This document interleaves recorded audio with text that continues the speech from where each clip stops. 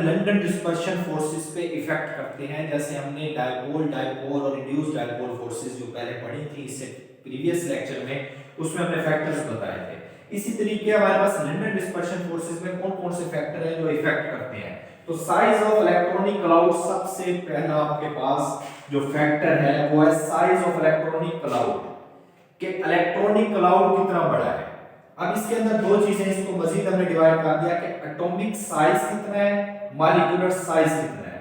एक चीज इस पे डिपेंड, एक ये फैक्टर इफेक्ट करता है लंडन डिस्पर्शन फोर्सेस पे। दूसरा ये एटॉमिसिटी। एटॉमिसिटी किसे कहते हैं, number of atom in molecule, के एक मॉलिक्यूल के अंदर कितने नंबर ऑफ एटम्स हैं, ये भी इफेक्ट करता है। ये भी एक फैक्टर है लंडन डिस्पर्शन फोर्सेस का। अब इन दोनों को हम डिस्कस करने से पहले हम एक टर्म पोलराइजेशन है इसको क्लियर करेंगे कि पोलराइजेशन क्या होता है।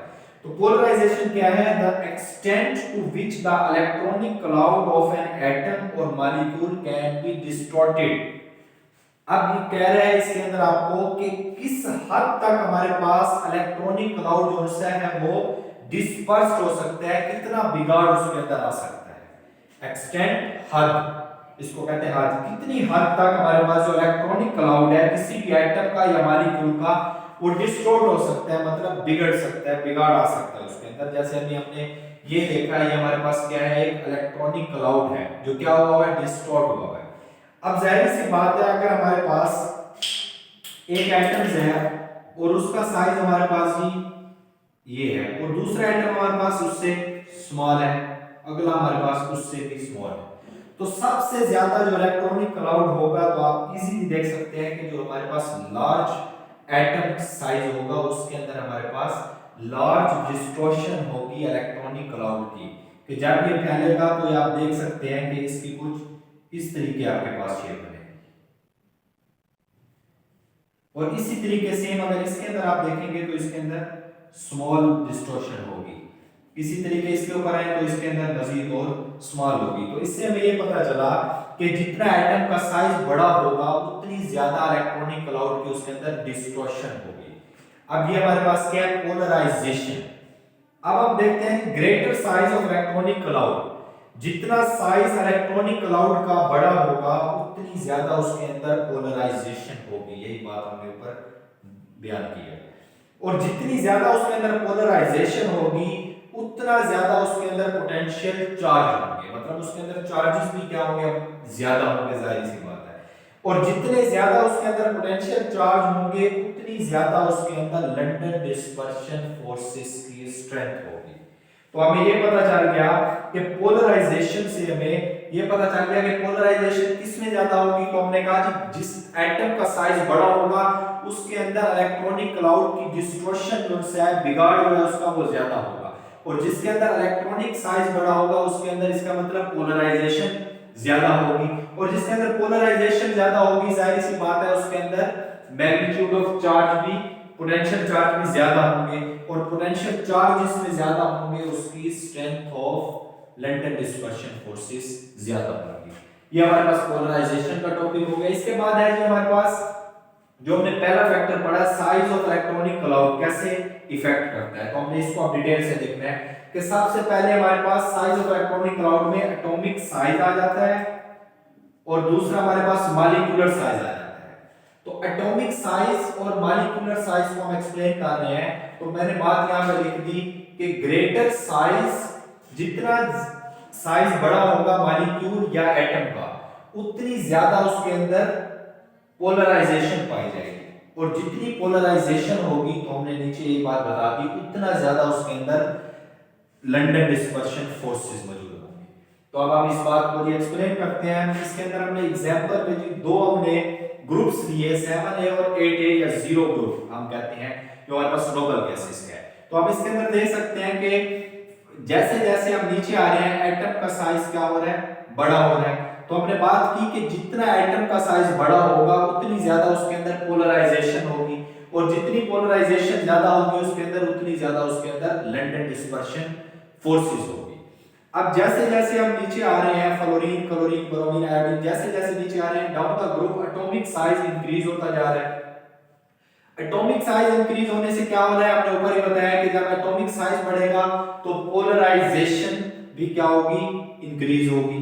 तो पोलराइजेशन भी इंक्रीज हो रही है, तो जब पोलराइजेशन इंक्रीज होगी तो strength of London dispersion forces भी इंक्रीज होगी। इसलिए आप देख सकते हैं कि फ्लोरीन के अंदर, अब इसके अगर आप रिजल्ट देखेंगे इस बात से हमें क्या पता चला, तो आप देख सकते हैं कि अगर हम फिजिकल प्रॉपर्टीज देखें तो आप देखते हैं कि आपके पास फ्लोरीन और क्लोरीन ये दोनों गैसेस हैं, जबकि आप नीचे आ जाए आयोडीन की तरफ तो ये आपके पास सॉलिड है। इसका मतलब जैसे जैसे आप नीचे आ रहे हैं लंडन डिस्पर्शन फोर्सेस बढ़ती जा रही हैं, और लंडन डिस्पर्शन फोर्सेस की वजह से गैसेस से एटम जो है वो किसमें चेंज हो रहा है, लिक्विड में चेंज हो रहा है। और इसका अगर हम बॉइलिंग पॉइंट की बात करें तो फ्लोरीन का बॉइलिंग पॉइंट लो है, जबकि आयोडीन का हमारे पास हाई है, -188 फ्लोरीन का, और जबकि +184.4 हमारे पास आयोडीन का होता है। तो इससे हमें ये पता चल गया कि जैसे फिजिकल प्रॉपर्टीज क्या, कि गैस से सॉलिड में चेंज हो रहा है और बॉइलिंग पॉइंट लो से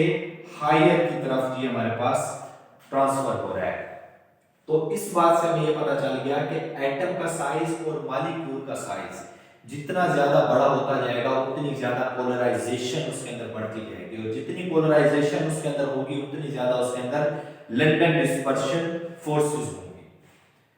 इसके बाद ये हमारे पास जो दूसरी टर्म है, पहले हमने इसको डिस्कस कर दिया कि एटम का साइज और मॉलिक्यूल का साइज क्या इफेक्ट करता है लंडन डिस्पर्शन फोर्सेस पे।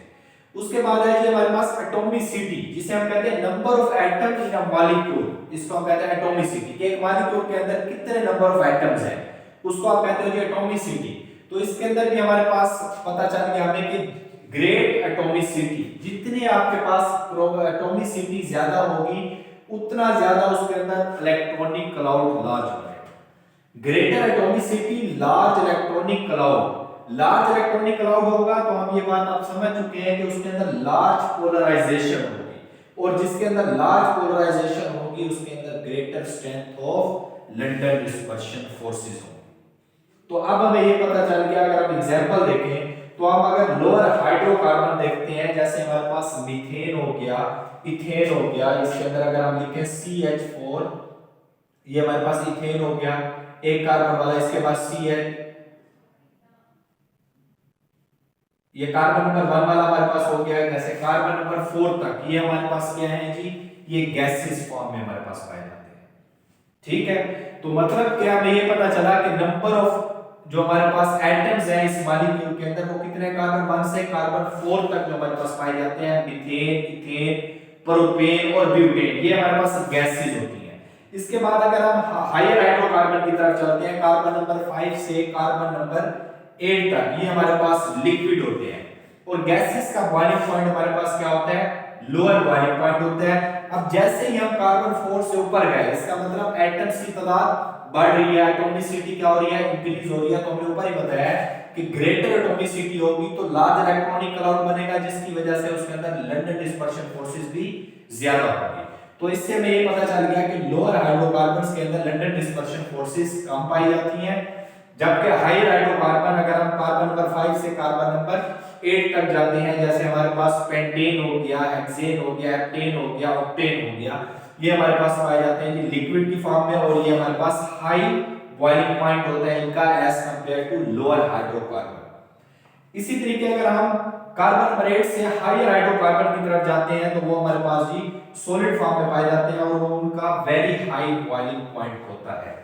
तो इस बात से हमें ये समझ आ रहा है कि जैसे जैसे कार्बन की तादाद बढ़ती जा रही है, नंबर ऑफ एटम्स बढ़ रहे हैं, और नंबर ऑफ एटम्स बढ़ने से हमें क्या पता चल रहा है कि जितने ज्यादा उसके अंदर एटम्स बढ़ेंगे उतनी ज्यादा उसके अंदर इलेक्ट्रॉनिक क्लाउड बढ़ेगा, और जितना इलेक्ट्रॉनिक क्लाउड उसके अंदर बढ़ेगा, हमने कहा लार्ज उसके अंदर पोलराइजेशन होगी, और लार्ज पोलराइजेशन जिसके अंदर होगी उसके अंदर हमारे पास greater strength of London dispersion forces होंगी।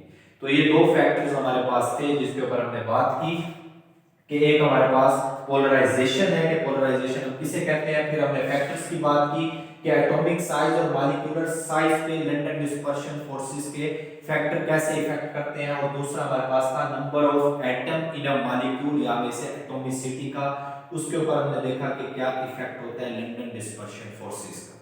ये हमारा आज का लेक्चर था, इसको अच्छे तरीके से आप देखिए। अल्लाह हाफिज।